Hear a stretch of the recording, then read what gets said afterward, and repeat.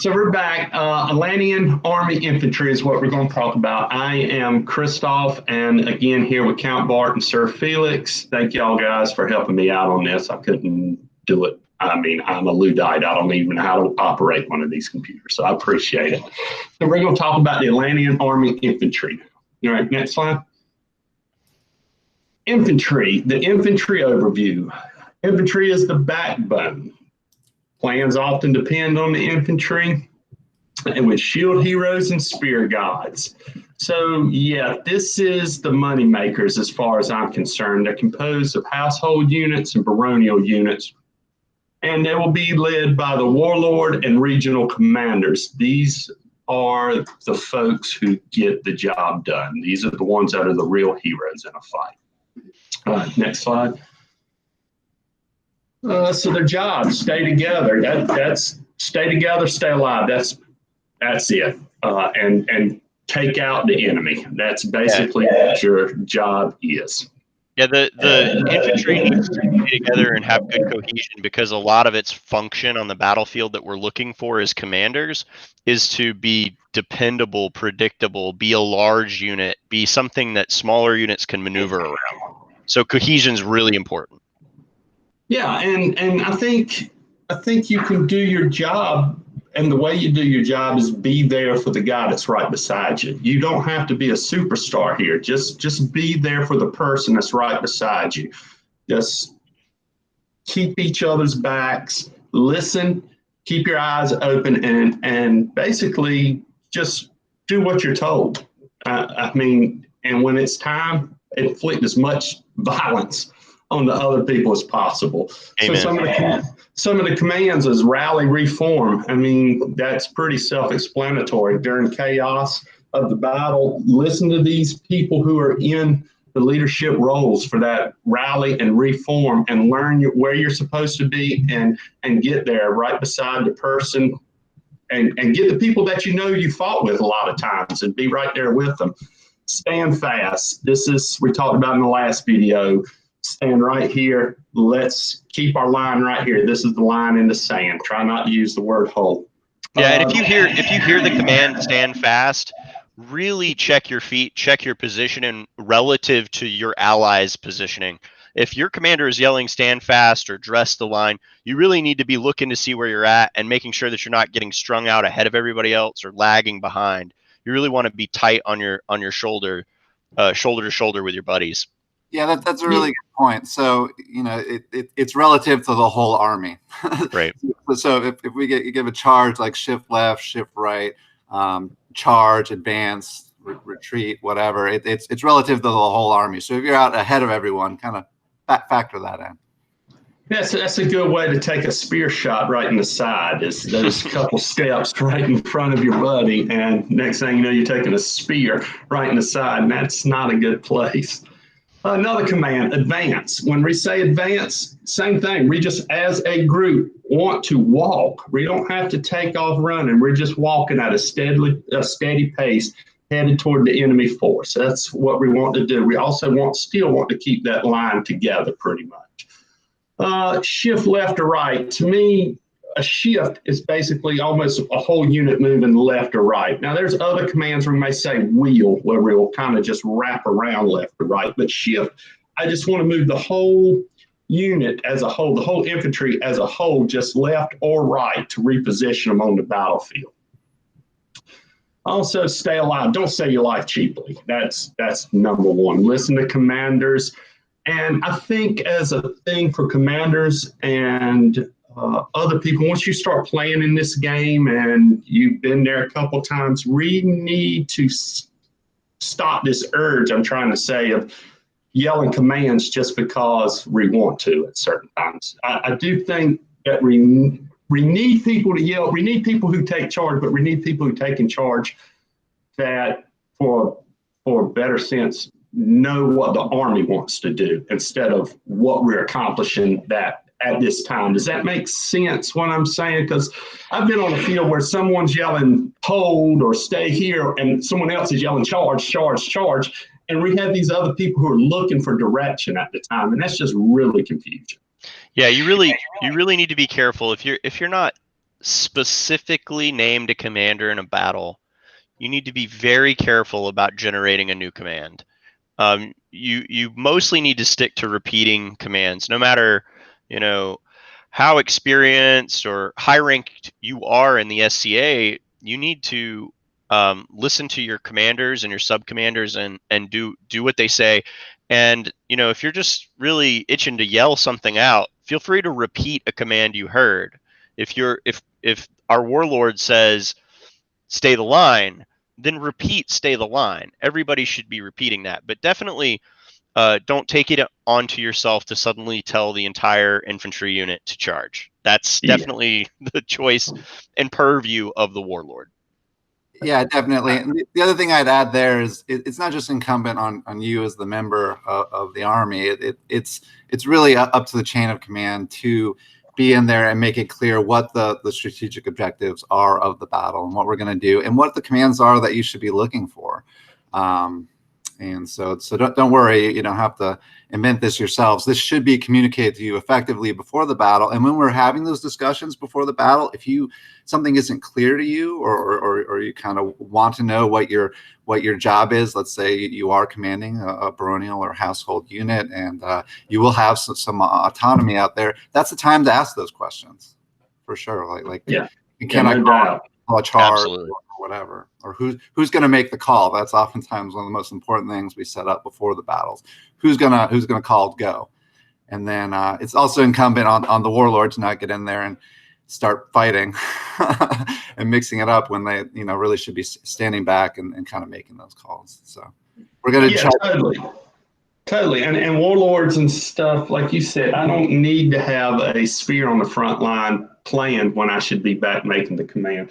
Now, if some of these smaller household stuff want to yell orders, one of the most impressive things are when they're telling their fellow spears and shields, hey, back up, you're too far out. Stuff like that. Now, that's more impressive than you just yelling charge in the middle of a fight when we're not ready to charge. Controlling that line, for instance, those type of orders. And I tell you something else is, good job. I mean, if you need something to yell, tell that person that's to your left or right, hey, buddy, we're in this together. Good job. Stuff like that will be the charge in the middle. So Bart has, don't sell your life cheaply. Listen to commanders like we just talked about. When in doubt, rally and die loud. Bart, you'll have to tell me what die loud means. Do I do like a epic fall over? Yeah, man. Yeah, you got to make it epic. But no, really, die loud is a concept I've seen in a lot of Army command structures. It's gone over in a lot of like Army 101 stuff. And the reason why you do that is if you're on my right side or my left side and I'm spearing and you're guarding that side and you die, but you don't die loudly, I may not be aware that you've done that. And that puts a hole in our line. And if we're infantry, our job is to win static fights. Our job is to apply pressure. Our job is really to be the anvil that the hammer swings around and catches something between. So what we don't want to do as an anvil is start to break down.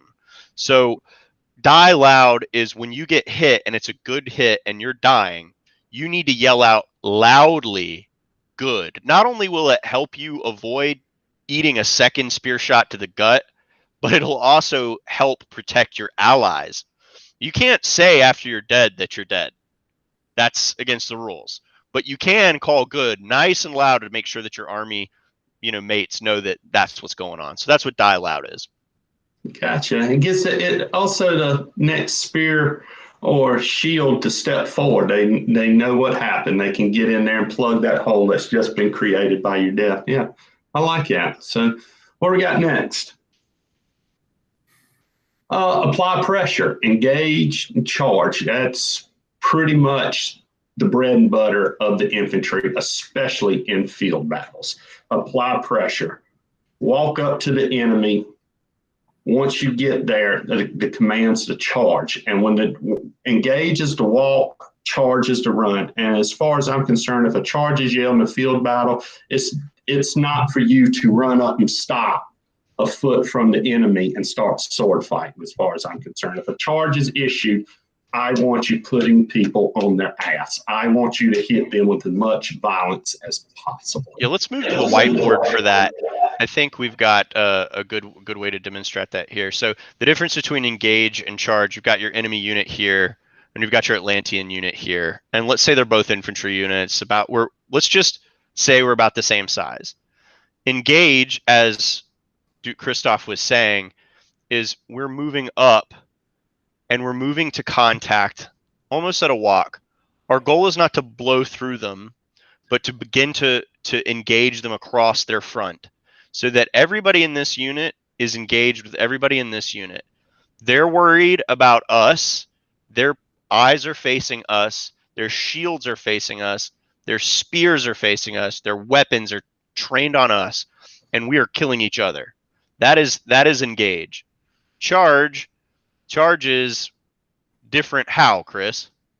I want to go through them. I want, when we're done, to be on the back side of the enemy's line is when a charge is called. And something else that's very important, when a charge is called, a charge is now. It's not, let me look and make sure that a charge was called. That's something that needs to be trained. We should work on it. If we ever get out to plague year, hopefully we can have melees and work on this. But a charge means charge now. It doesn't mean look around and see where your friends are. Exactly. So goes through the enemy. So Felix, take me into the heads-up display of a shieldman on the Atlantian unit. Take me into your mindset. You're trying to do a good job as a shieldman on the front line of the Atlantian infantry unit. Talk to me what's going through your head and what you're doing as an experienced shieldman when an engage is called and when a charge is called. And what's the difference? Are you swinging? Are you putting your head down? What are you doing? Yeah, for sure. So first off, just for a little bit of context, I think when Bart, Chris, and I see this particular whiteboard, what we're seeing is a field battle, right? And so if this is a limited front or something with objectives, we might actually mean something different when we say charge.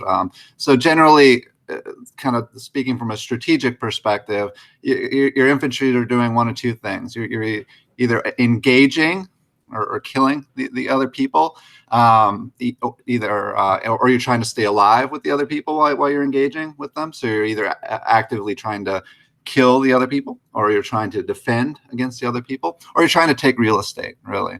And in this case, we're talking about engaging to kill. So if someone calls an advance, what we're doing is we're walking up at a walk, literally. It's under extreme control. If you're on the front and you're a shield, your job is to stay alive. That's job number one. And then our spears and our great weapons are the ones stepping in to kill. So if I'm a shield and the call is made to advance, I'm going to move my sword up in front of me and to help defend against all those incoming spear shots. I'm going to hunker down behind my shield and I'm going to advance my way in at a walk at the same pace as everyone around me. So I might speed up, slow down a little bit just to make sure we're all advancing together.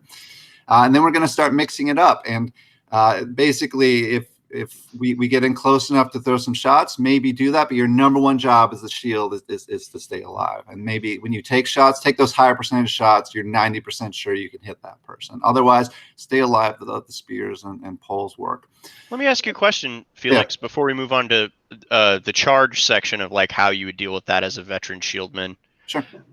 So let's say you're in a line and they're in a line and we've moved to engage, and you have an opportunity to step out, maybe one or two steps, to kill a spearman, or step out away from your line to kill a shieldman, somebody, kill anybody.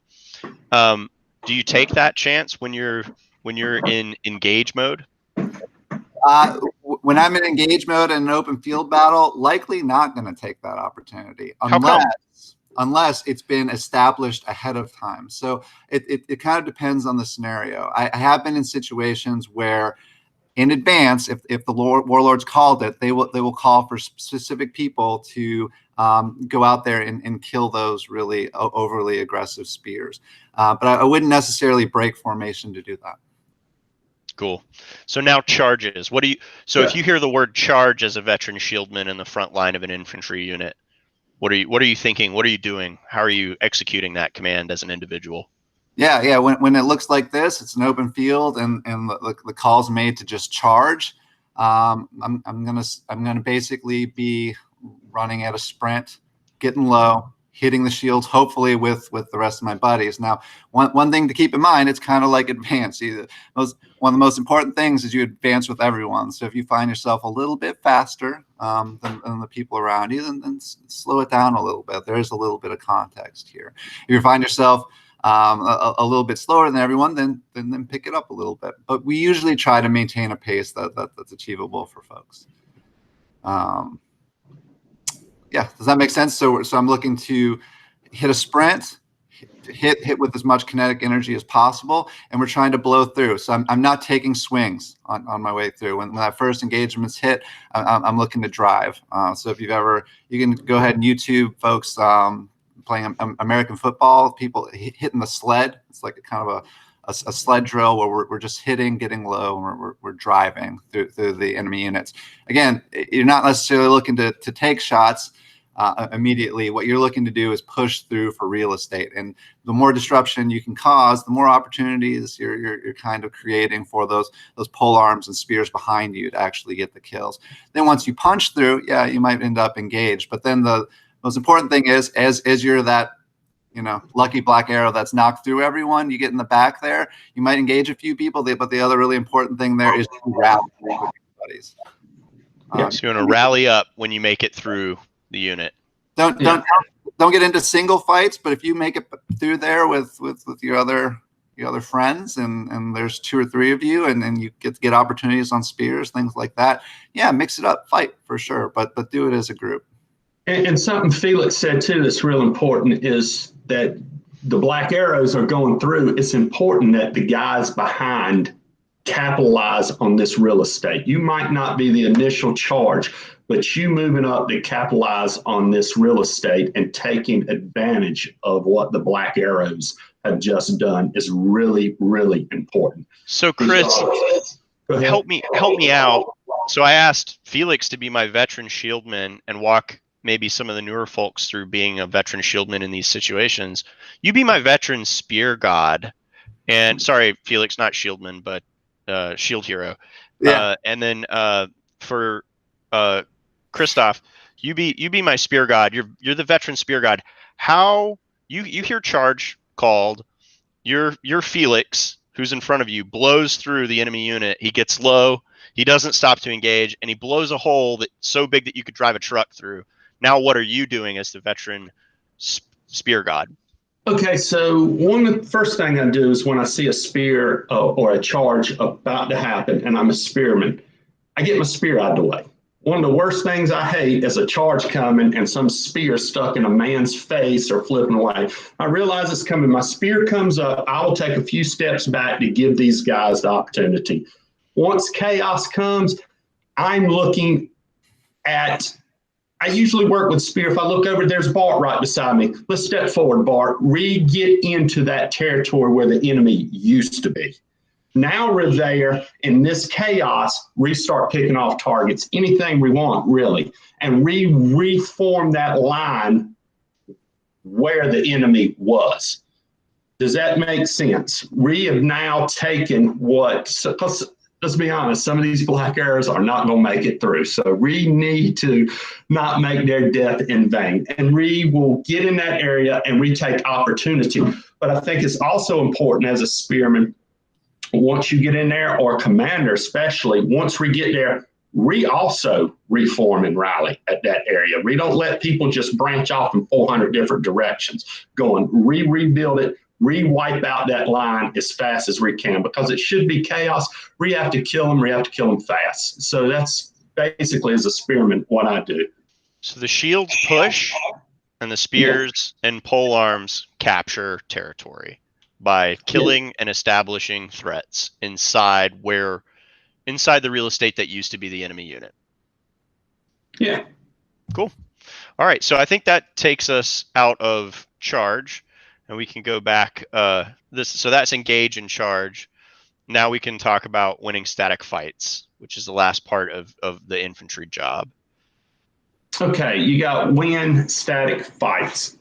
Call for spears if outgunned. And so I think there's times to call out spears and when and when. So here's what I'm trying to say. If I walk up and I feel like I'm outgunned, and the only way I ever feel outgunned is if they have a ton of spears ahead of me. I feel outgunned because they've now got range on me. I have no spears. So I want to bring spears up to match their spears. But also other things I would do at that time, if I'm an infantryman and we are what you call outgunned by spears, I'm ready to call another charge. Them spearmen are not there but to cause us panic. So let's get them out of the way.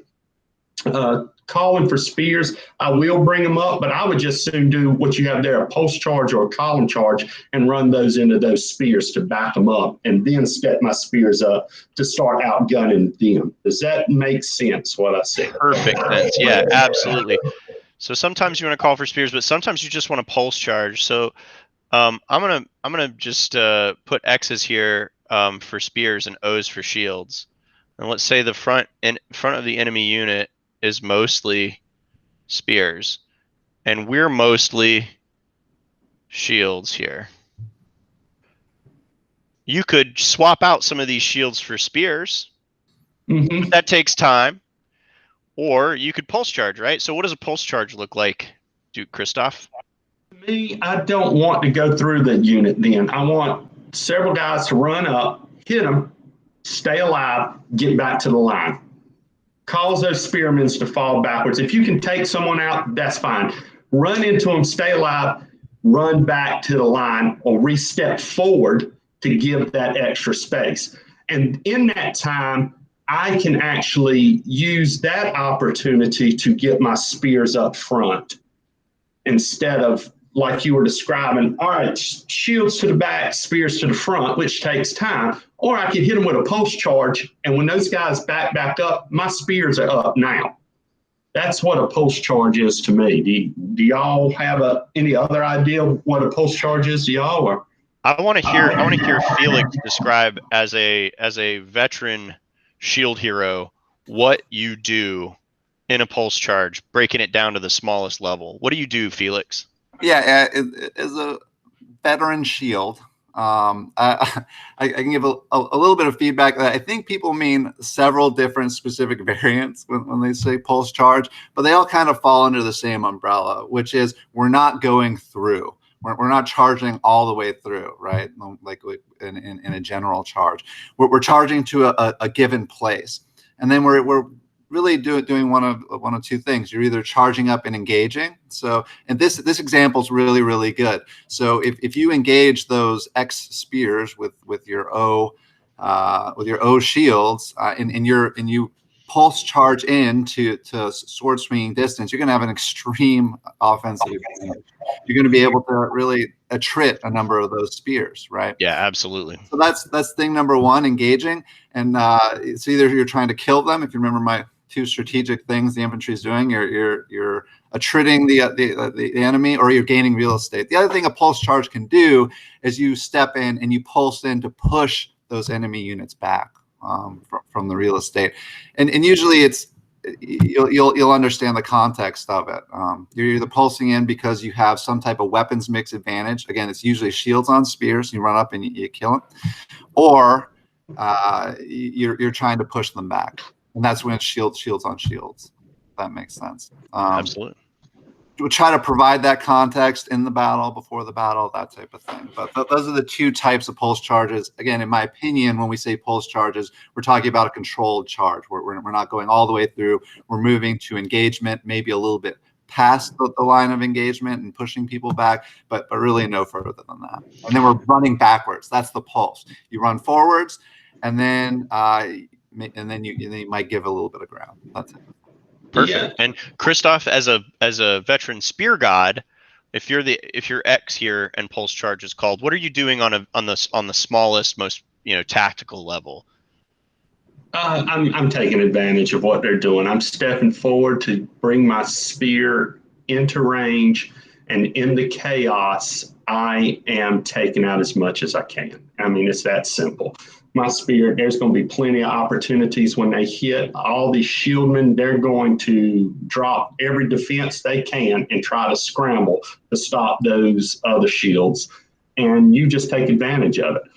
To go back on the pulse charge, I think in the chaos of battle, and we talk about we don't need everyone doing commands. I think there's one time that doesn't count is when you are, let's say you're in that field battle and it's 3 of you over to the side and you've got that one spearman just backing y'all up with those spear thrusts. And by all means, when it's just y'all 2 in the chaos of battle, jump that spearman, spear hero, just whoop that ass. It's basically what you need to do. 2 shields on a spear, take them out. That's a caveat to not giving orders. And Atlantian infantry is good at that. When it's 2 of them, don't back up, jump the spearman. That's absolutely pulse chart. So what other charges we got going on?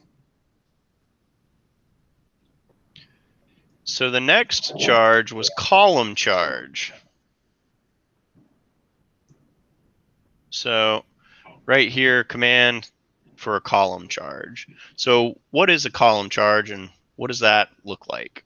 So to me, if I'm going to do a column charge, I'm getting 3 or 4 shields. I'm lining them straight up in a line, almost like a 44 Magnum. I'm putting them on one of the corners of this wall, and I'm just sending them straight into that unit.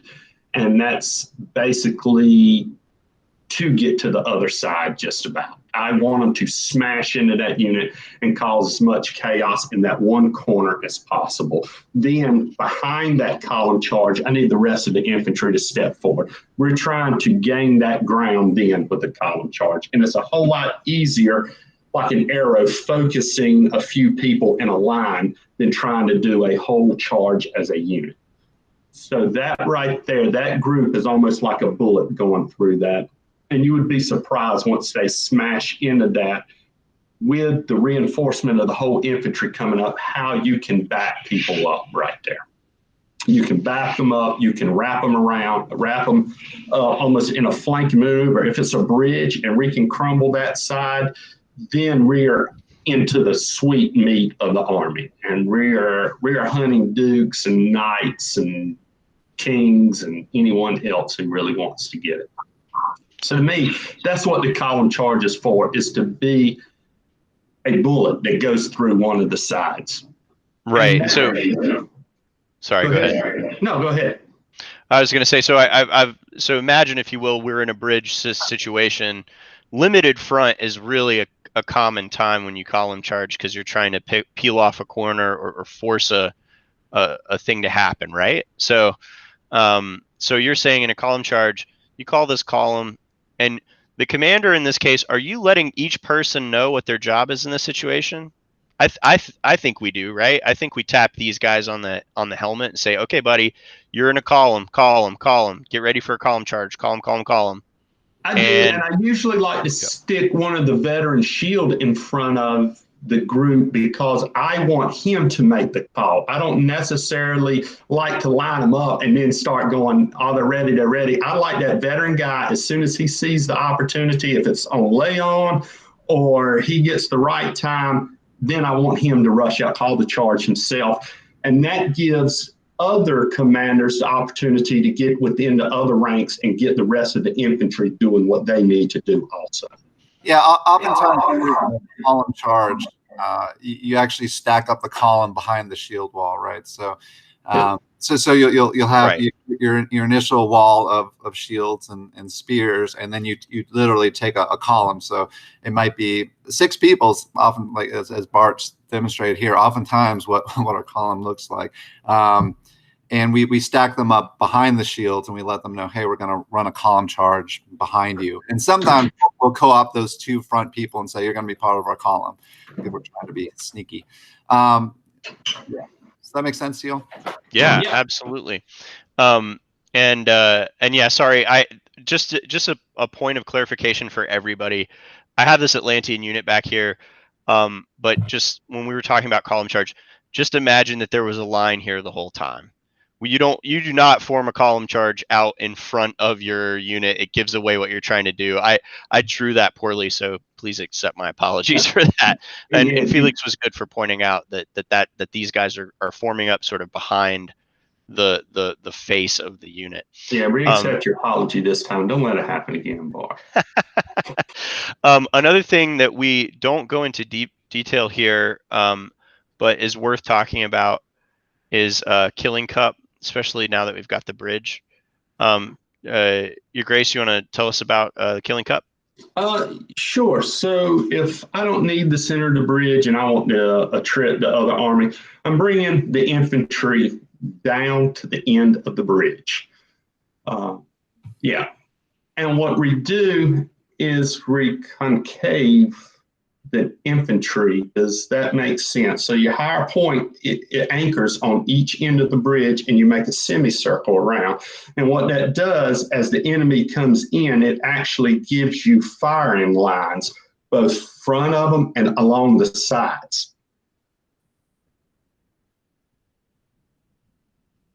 Yeah, exactly. Yeah. And so now your firing lines are on all sides. And any enemy unit that's not smart enough to walk in that Killing Cup is in for a bad day. So these folks in a Killing Cup are looking to engage, not necessarily charge. That's right. But they're looking to create pressure on anybody that comes in to that Killing Cup. So let me ask you, Felix, if you were the enemy, what would you do to get through that Killing Cup?